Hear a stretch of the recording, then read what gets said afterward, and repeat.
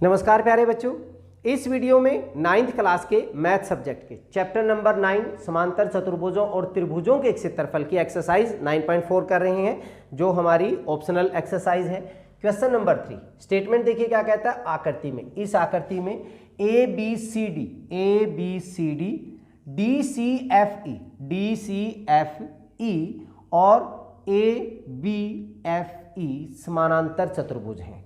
दर्शाइए कि area of A D E, इस त्रिभुज का एरिया इक्वल होगा area of B C F के। बहुत ही आसान सा है। देखिए सॉल्यूशन क्या है हमारे पास, हमें क्या क्या दिया हुआ है। A B C D C F E व ए बी एफ ई क्या है, समांतर चतुर्भुज है। अगर समांतर चतुर्भुज हैं तो इनकी अपोजिट साइड्स क्या होंगी, पैरेलल भी होंगी और इक्वल भी होंगी। ठीक है, अब हम इन दोनों त्रिभुजों में ले रहे हैं। त्रिभुज ए डी ई तथा त्रिभुज बी सी एफ में ध्यान दीजिए। ए डी किसके इक्वल, बी सी के। A D is equal to B C क्यों है, क्योंकि समानांतर चतुर्भुज की ए बी सी डी एक समांतर चतुर्भुज है। समानांतर चतुर्भुज की सम्मुख भुजाएं आपस में क्या होती हैं, पैरेलल और इक्वल होती हैं। ठीक है, ऐसे ही कारण सबका एक ही होगा सॉरी, समानांतर चतुर्भुज की सम्मुख भुजाएं। ठीक है, इसके बाद AD हो गया इजिकल टू BC। DE किसके इक्वल होगा, CF के। DE is equal to CF क्यों, क्योंकि हमारे पास DCFE क्या है, एक समांतर चतुर्भुज है। तो सेम रीजन यहां पे भी लग जाएगा, बिल्कुल सेम हो जाएगा। इसके बाद तीसरा हमारे पास AE is equal to BF, ये भी तो हमारे पास एक समांतर चतुर्भुज है। तो AE is equal to BF, same reason हमारा इसका हो गया। तीनों भुजाएं इक्वल होगी, साइड साइड साइड, भुजा भुजा भुजा सर्वांग समता से, सर्वांग समता से त्रिभुज ADE सर्वांग सम हो जाएगी त्रिभुज BCF की।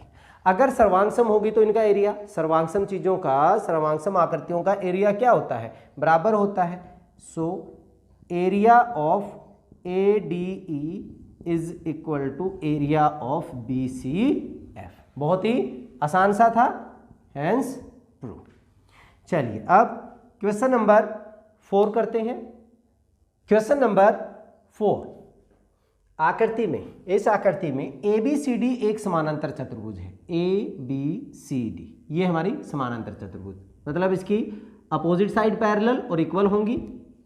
और BC को एक बिंदु Q तक, BC को Q तक इस प्रकार बढ़ाया गया है कि AD is equal to CQ, मतलब ये वैल्यू इसके इक्वल दी हुई है।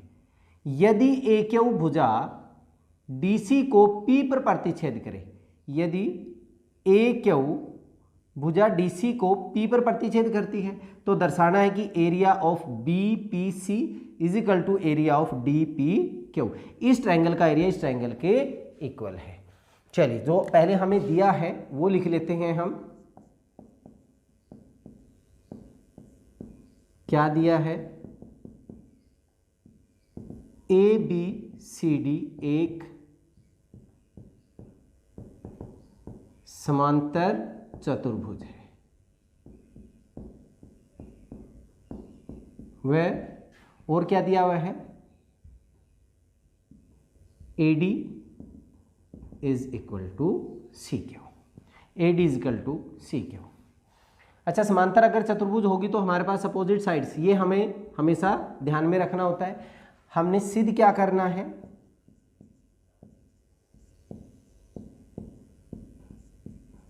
सिद्ध करना है area BPC is equal to area of triangle DPQ।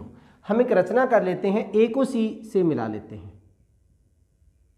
Join AC। रचना की हमने अपनी तरफ से, AC को मिलाया। अब क्या किया, उपपत्ति में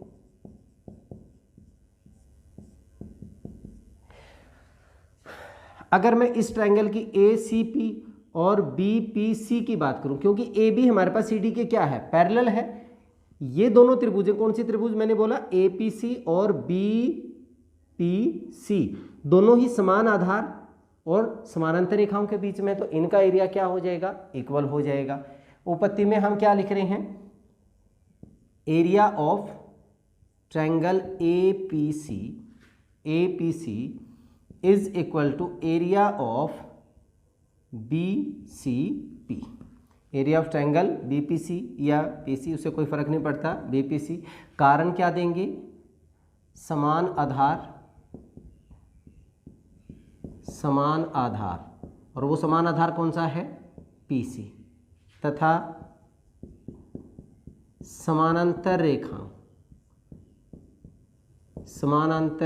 रेखाओं, कौन सी रेखाओं, AB पैरेलल टू CD के बीच। ठीक है, ये इनका कारण हो गया। तो उनका एरिया क्या होता है, हमेशा इक्वल होता है। मान लीजिए इसको हमने समीकरण नंबर क्या मान लिया, 1 मान लिया। अब ध्यान दें कि हमारे पास BC, इसी को हमने आगे बढ़ाया था, तो इसका मतलब BQ जो है वो AD के क्या है, समानांतर है, और CQ AD के इक्वल भी हो गया, ये इसके समानांतर भी हो गया, इक्वल भी हो गया। तो एक चतुर्भुज में अगर एक अपोजिट साइड्स इक्वल भी हो और पैरेलल भी हो, समानांतर भी हो और बराबर भी हो, तो वो क्या बन जाती है, एक समानांतर चतुर्भुज। ACQD हमारे पास क्या बन जाएगी, एक समानांतर चतुर्भुज बन जाएगी। देखिए यहाँ पे हम बात करें कि BQ पैरेलल है AD के, इसका मतलब CQ जो होगा, CQ पैरेलल टू AD होगा। ठीक है, पूरी लाइन इसके समानांतर थी, तो ये लाइन भी क्या होगी, इसके समानांतर होगी। तथा हमें दिया क्या था, तथा AD is equal to CQ, means CQ is equal to AD, ये हमें दिया है। और अगर ऐसा है तो हमारे पास ACQD क्या बन जाएगी, इसलिए ACQD एक समानांतर चतुर्भुज है। और अगर समानांतर चतुर्भुज होगी, इनके अपोजिट साइड्स क्या होंगी, पैरेलल होंगी और इक्वल भी होंगी, और तो इसके जो डायगोनल्स हैं, जो विकर्ण हैं, एक दूसरे को समद्विभाजित करेंगे। तो हमारे पास डायगोनल क्या हो गया, सो AQ व CD एक दूसरे को समद्विभाजित करते हैं। ऐसा हो गया तो DP किसके इक्वल हो जाएगा, so DP is equal to PC, DP is equal to PC and AP is equal to PQ, and AP is equal to PQ।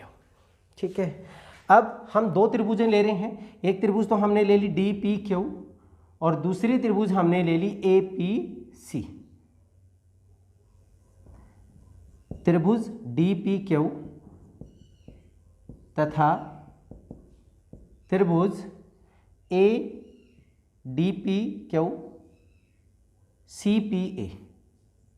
CPA में, यहाँ पे हमारे पास DP किसके इक्वल, DP CP के इक्वल हो गया। ठीक है, यहाँ पे अभी मैंने किया DP is equal to PC, यह हमने सिद्ध किया। और साथ ही साथ AP is equal to PQ, means PQ is equal to PA, ये भी हमने सिद्ध कर दिया।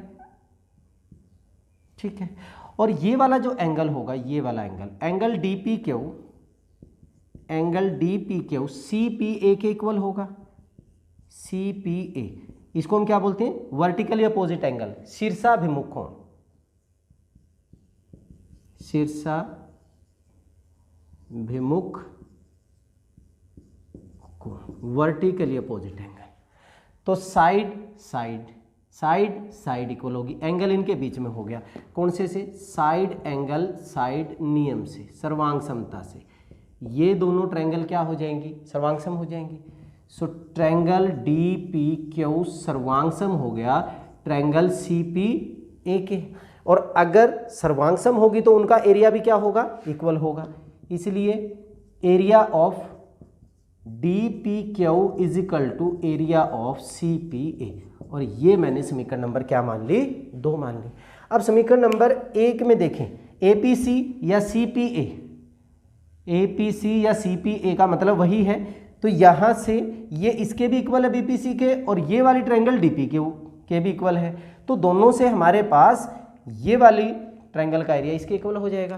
तो हम यहां पे बस लास्ट में क्या लिखेंगे, 1 व 2 से हमारे पास एरिया ऑफ बीपीसी किसके इक्वल हो जाएगा, एरिया ऑफ डीपी क्यू के। हैंस प्रूव, यही हमने प्रूव करना था। बहुत ही इंटरेस्टिंग सा क्वेश्चन था, मजेदार था, इंपॉर्टेंट भी है। चलिए इस वीडियो में इतना ही, नेक्स्ट वीडियो में अगले क्वेश्चंस के साथ फिर मिलते हैं, तब तक के लिए जय हिंद।